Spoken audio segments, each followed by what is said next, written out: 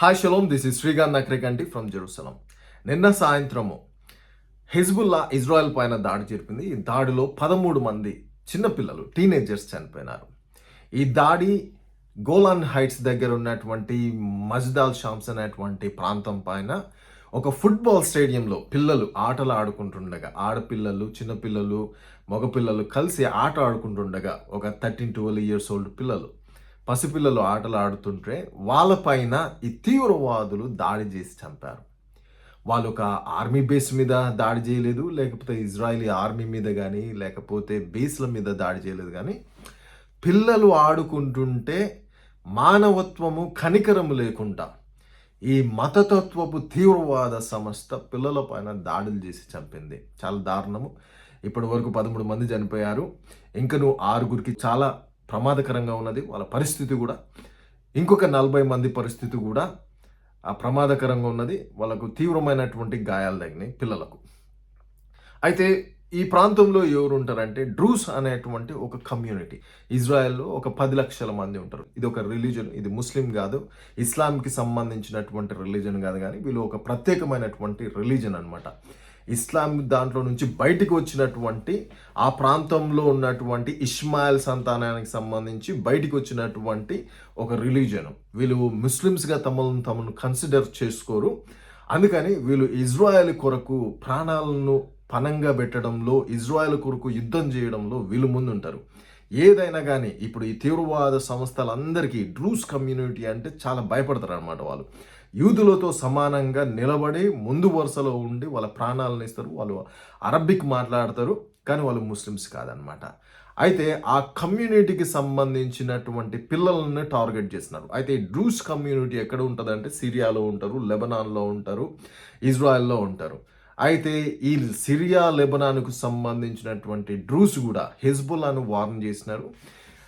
ఈ విషయం తెలియంగానే Benjamin Netanyahu అమెరికాలో ఉన్నాడు. అమెరికా నుంచి హుటాహుటిన బయలుదేరి ఇజ్రాయెల్కి వచ్చినాడు. ఈరోజు 4 గంటలకు క్యాబినెట్ మీటింగ్ ఉన్నది. ఈ క్యాబినెట్ మీటింగ్ దేని మీద ఉండబోతున్నది అంటే, ఇజ్రాయెల్ ఒక పెద్ద వార్కి వెళ్ళాలంటే ఒక క్యాబినెట్ మీటింగ్ జరగాలి. దాంట్లో ఓ డెసిషన్ తీసుకుంటారు, వారికి వెళ్ళాలన్నా వద్దా అనేది.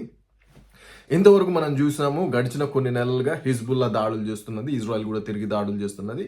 ఒక చిన్నగా, ఒక మామూలుగా ఉన్నటువంటి వార్ అనేది ఆ వార్కి ఇది టర్నింగ్ పాయింట్స్ అని చెప్పాలి. పసిపిల్లలను, ఇజ్రాయేలీ సిటిజన్స్ని, ఇంతమంది 13 మందిని ఈ విధంగా చంపడము అక్టోబర్ 7th తర్వాత జరిగినటువంటి, ఇజ్రాయెల్ పైన జరిగినటువంటి అతిపెద్ద దాడి. ఇంతమంది ఒకటేసారి చనిపోవడము. కాబట్టి ఇజ్రాయెల్ చాలా సీరియస్గా తీసుకుపోతుంది. అది తెలుసుకున్నటువంటి హిజ్బుల్లా, దాని ఛానల్ అయినటువంటి అల్ జజీరా కానీ, బీబీసీ కానీ లేదు ఏదో మిస్టేక్గా జరిగిపోయినది, అసలు మేము రెస్పాన్సిబిలిటీ కూడా తీసుకోవట్లేదు, ఇజ్రాయెలే వాళ్ళ పిల్లల మీద వేసి చంపుకున్నది అనేటువంటి మీనింగ్ వచ్చేటువంటి మాటలు మాట్లాడుతున్నారు. ఇజ్రాయెల్లో ఉన్నటువంటి కొన్ని హమాస్ తీవ్రవాద ఛానళ్ళు లేదు ఈ బాంబు ఇజ్రాయెల్ వేసుకుని వాళ్ళని చంపేసుకున్నది అని అంటున్నారు. అంటే వీళ్ళకు ఒక నీతి, న్యాయం ఉండదు, ధైర్యంగా చెప్పేటువంటి దమ్ము ఉండదు. ఎందుకంటే ఇంటర్నేషనల్ నుంచి ఒకటేసారి ప్రెషర్ పెరిగిపోయింది. ఇప్పుడు ఇజ్రాయెల్కి ఎక్కడ సింపతి పెరిగిపోతుందో అని సడన్గా హిజ్బుల్లా మేము రెస్పాన్సిబిలిటీ తీసుకోవట్లేదు అని అంటున్నారు. గాజాలో ఉన్నటువంటి హమాస్ కూడా ఇది హిజ్బుల్లాకు సంబంధించింది కాదు అంటున్నారు. ఎందుకంటే ఇజ్రాయెల్ చాలా పెద్ద ఎత్తున దాడి చేయబోతున్నది. ఇప్పుడు అమెరికా కానీ, లేకపోతే యూరోప్ నుంచి ఉన్నటువంటి కంట్రీస్ వచ్చి వీళ్ళని ప్రొటెక్ట్ చేయరు. ఇప్పుడు ఎవరు ఆపరు, ఇజ్రాయెల్ని ఆపడానికి వాళ్ళకు ఆ ధైర్యం కూడా ఉండదు. ఎందుకంటే వాళ్ళు ఆ క్రెడిబిలిటీని వాళ్ళు కోల్పోయినారు. ఇప్పుడు వాళ్ళు హిజ్బుల్లా ఏదైతే చేసిందో, పసిపిల్లలు ఇప్పుడు ఇజ్రాయెల్లోనికి వచ్చి పిల్లలను ఓవెన్లో పెట్టి చంపినారండి. వీళ్ళు పిల్లల గుడ్లు బీకేసి చంపినారు, నరాలు కట్ చేసినారు, ఆడపిల్లల బ్రెస్ట్లు కోసేసినారు. ఇలాంటి తీవ్రవాదులకు ఏ మానవత్వం అన్న ఉంటుందా? ఏముండదు. ఇలాంటి మానవత్వం లేని తీవ్రవాదులకు ప్రపంచ దేశాలు పసిపిల్లలని, ఆడవాళ్ళని అడ్డు పెట్టుకొని ఇన్ని సంవత్సరాలు, ఇన్ని రోజులు ఆటలు ఆడుతున్నారు. అదే ఇంకొక విషయం నేను మాట్లాడాలి. చాలా దారుణము. ప్రపంచంలో హిపోక్రసీ లెవెల్ ఎంతగా ఉన్నదా అంటే, నిన్న నేను ఒక స్టేట్మెంట్ చూసినాను. ఇండియాలో కాంగ్రెస్ పార్టీకి సంబంధించినటువంటి లీడరు ప్రియాంక గాంధీ, ఆమె గాజాలో ఇజ్రాయెల్ జెనోసైడ్ చేస్తున్నది అని తెగ బాధపడిపోతున్నది. బేసిక్గా గాజా లేకపోతే హమాస్ తీవ్రవాదులు ఇజ్రాయెల్లోనికి వచ్చి అతి దారుణంగా అతి దారుణంగా ఇక్కడ ఉన్నటువంటి పిల్లల్ని చంపినప్పుడు, ఆడవాళ్ళను మానభంగాలు చేసినప్పుడు, 1200 మందిని అతి కిరాతకంగా చంపినప్పుడు, ఒక 200 మందికి పైగా ఇజ్రాయేలీలను కిడ్నాప్ చేసినప్పుడు ఈ కాంగ్రెస్ పార్టీ ఒక్క స్టేట్మెంట్ ఇవ్వలేదు. రాహుల్ గాంధీ ఒక్క స్టేట్మెంట్ ఇవ్వలేదు. కానీ ఈరోజు ప్రియాంక గాంధీ నిజంగా ఆమె మాట్లాడుతున్నది ఇజ్రాయెల్ జెనోసైడ్ చేస్తున్నది అంటున్నారు. ఇజ్రాయెల్ జెనోసైడ్ చేస్తున్నట్లయితే 30-40 వేలు చనిపోయినట్లయితే వాళ్ళందరూ కూడా అమాయకులు, చనిపోయిన వాళ్ళు పసిపిల్లలు అయితే మరి తీవ్రవాదులు ఎవరు అక్కడ? ఎవరిని దాచిపెట్టుకున్నారు? గన్నులు ఉంటున్నది ఎవరి దగ్గర? ఇన్ని వేల రాకెట్లు ఎవరి దగ్గర దొరుకుతున్నది? సరే, ఈ తీవ్రవాదులు మరి ప్రజల మధ్యన ఎందుకుంటున్నారు? ఈ ప్రజలు ఎందుకు వాళ్ళని దాచిపెట్టుకుంటున్నారు? వాళ్ళ ఇళ్లల్లో, బేస్మెంట్లలో దాచిపెడుతున్నారు కదా వీళ్ళను. ఇజ్రాయెల్ ఒకవేళ బాంబులు వేసి చంపేస్తే ఆ తీవ్రవాదులు వాళ్ళ ఇళ్లలో ఉంటే కష్టమే కదా. అంటే వీళ్ళందరూ ఒకటే. కాకపోతే దీంట్లో చనిపోగానే వాడిని జర్నలిస్ట్ అనో, లేకపోతే డాక్టర్ అనో, లేకపోతే మేధావనో ఒక లోగో వేస్తారనమాట వాడి మీద. మన బందీలుగా ఉన్నటువంటి వాళ్ళను కొంతమందిని ఇజ్రాయెల్ విడిపించినది. వాళ్ళని ఎవరు కిడ్నాప్ చేసి పెట్టినారు? అల్ జజీరా ఛానల్కు సంబంధించినటువంటి ఒక జర్నలిస్టు వీళ్ళని ఎన్ని నెలలు ఒక దగ్గర పెట్టుకొని వాళ్ళని చిత్రహింసలు పెట్టినాడు. ఎవరైనా తీవ్రవాది కాదా? ఆయన దగ్గర గన్నులు లేవా? అయితే కాంగ్రెస్ పార్టీకి ముస్లిం ఓట్ల కొరకు మీ నీతిని పోగొట్టుకోవాల్సినటువంటి పని లేదు. ముస్లిం ఓట్ల కొరకు రాహుల్ గాంధీ ఇంతవరకు కూడా అక్టోబర్ 7th జరిగినటువంటి దాడులను ఒక్కసారి కూడా ఖండించలేదు. కానీ గాజా పైన ఆయన స్టేట్మెంట్స్ ఇస్తాడు.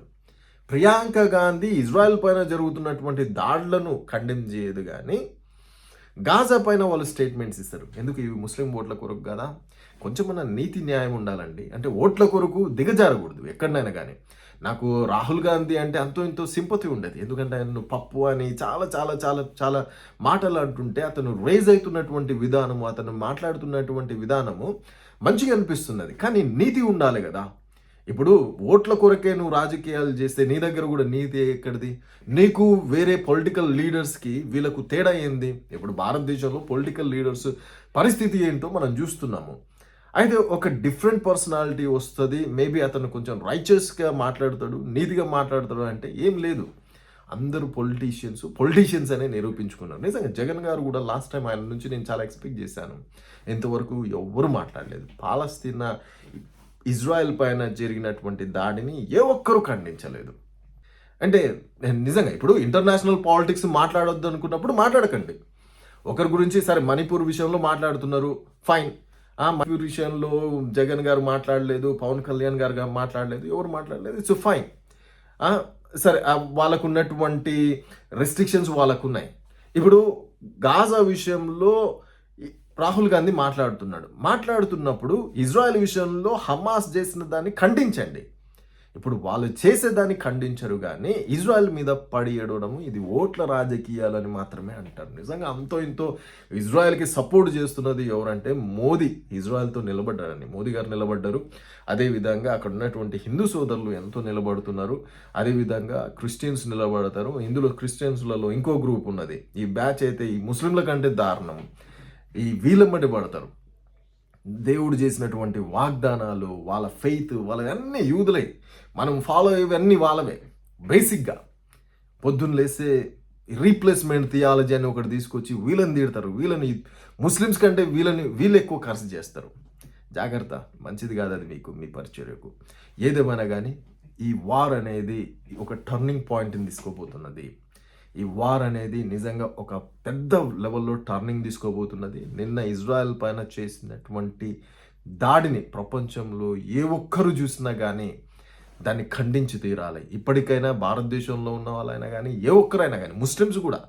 ఇప్పుడు ముస్లిమ్స్ ఎమ్మటే అంటారు, లేదు లేదు అది మాకు సంబంధించింది కాదు, హమాస్. ఒకవేళ వీళ్ళు ఏదైనా చేస్తే హమాస్కు మాకు సంబంధం లేదంటారు. లేకపోతే అవసరం ఉంటే గ్లోరిఫై చేస్తారు వాళ్ళను. నిజంగా వాళ్ళ దాంట్లో కూడా ఎక్కడన్నా నీతి ఉంటుందా? అక్కడ 30,000 మందిని 40,000 మందిని చంపేసిన అంటే ముందు వచ్చి దాడి చేసిందే మీరు కదా. దాడి చేస్తే ఇజ్రాయెల్ రెస్పాండ్ అవుతే ఈ 30,000 మంది 40,000 మంది అంటున్నారు కదా, ఇది ఒక ఐడియాలజికల్ ఫైట్. ఇంకా నువ్వు ఎంతో మందిని బ్రెయిన్ వాష్ చేసి పెట్టినారు అక్కడ. ఇంకా నువ్వు కొన్ని వేల మంది తీవ్రవాదులు ఉన్నారు గాజాలో. అదంతా ఫినిష్ చేయాలి. ఆ వారంతా జరగాలి. నిజంగా వాళ్ళందరినీ ఏరివేయకపోతే ఈ మిడిల్ ఈస్ట్లో ఈ హమాస్ తీవ్రవాదులు, హిజ్బుల్లా తీవ్రవాదులు ఎవ్వరికి పీస్ని ఉండనివ్వరు. ఇప్పుడు ఈ జరుగుతున్నటువంటి వారు నేను మళ్ళా చెప్తున్నాను. ఇది ఒక ఇజ్రాయెల్‌కి సంబంధించింది మాత్రమే కాదు. ఇజ్రాయెల్ అన్ని దేశాల పక్షాన ఈ పోరాటం చేస్తున్నది. అమెరికా పక్షాన లేకపోతే యూరోప్ పక్షాన వీళ్ళు డెవలప్ అయ్యి ఒక క్యాన్సర్ మాదిరిగా డెవలప్ అయ్యి క్యాన్సర్ ఒక లెగ్‌కే ఉందనుకుందాము. అది లెగ్ గాదు. ఈ మిడిల్ ఈస్ట్ ఒక లెగ్ అయితే ఈ క్యాన్సర్ అనేది అన్ని ప్రాంతాలకు స్ప్రెడ్ అవుతున్నది. ఈ ఐడియాలజికల్ తీవ్రవాద ఐడియాలజీ అనేది యూరోప్‌లో విపరీతంగా పెరిగిపోతున్నది. నిజంగా ఈ యొక్క క్యాన్సర్ రూట్స్‌ను కట్ చేయకపోతే మాత్రం ప్రపంచానికి చాలా ప్రమాదం ఉన్నది. ఈ మిడిల్ ఈస్ట్‌లో ఈ యుద్ధం అనేది ఇంకనూ పెరుగుతది. ఈ మిడిల్ ఈస్ట్‌లో నెక్స్ట్ మనం చూడాలి. రేపు ఇజ్రాయెల్ ఎలాగ రెస్పాండ్ అవుతదో చూడాలి. ఆల్రెడీ అమెరికాలో ఉన్నటువంటి ప్రైమ్ మినిస్టర్ బెంజమిన్ నెతన్యాహు ఈరోజు వచ్చేసినాడు. మరికొన్ని గంటల్లో ఈ మీటింగ్ ఉండబోతున్నది. నాకు తెలిసి హిజ్బుల్లా ఎప్పుడు కని విని ఎరగదు. ఉండదు, ఇంతవరకు చూడలేదు. అలాంటి దాడులు ఇజ్రాయెల్ హిజ్బుల్లా మీద చేయబోతున్నది. ఈ ట్రూస్ కమ్యూనిటీ కూడా బెంజమిన్ నెతన్యాహుకు వాళ్ళు వార్నింగ్ ఇచ్చినారు. ఒకవేళ మీరు దాడులు చేయకపోతే మేము మరికొన్ని గంటలు ఇస్తున్నాము. ఈ యొక్క తీవ్రవాద సంస్థలపైన మీరు దాడులు చేయకపోతే మేము దాడులు చేస్తామంటున్నారు. వాళ్ళు కూడా చాలా రాడికల్ అండి. చాలా బ్యూటిఫుల్ పీపుల్ బేసిక్‌గా. వాళ్ళు చాలా వండర్‌ఫుల్ పీపుల్. దేశం కొరకు ప్రాణాలు ఇచ్చేటువంటి పీపుల్. అలాంటి కమ్యూనిటీకి సంబంధించినటువంటి పిల్లల్ని వీళ్ళు దారుణంగా చంపేసి ఈరోజు పండుగలు చేసుకున్నారు ఫస్ట్. దాని తర్వాత లేదు మాకు సంబంధం లేదంటున్నారు. సో ఇలాగనే ఉంటుంది. ఈ డిమానిక్ డాక్ట్రైన్‌కి సంబంధించినటువంటి వారు, ఈ మతాన్ని ఫాలో అయ్యే వాళ్ళందరూ కూడా అలాగనే ఉంటారు. సో ఏదేమైనా గానీ thank you so much for watching. Probably ఈ వీక్ నేను వీడియోస్ చేయకపోవచ్చు. నేను చాలా బిజీగా ఉన్నాను. మరలా ఒక వారం తర్వాత నేను వీడియోస్ చేస్తుండొచ్చు. Thank you so much for watching. May God bless you all.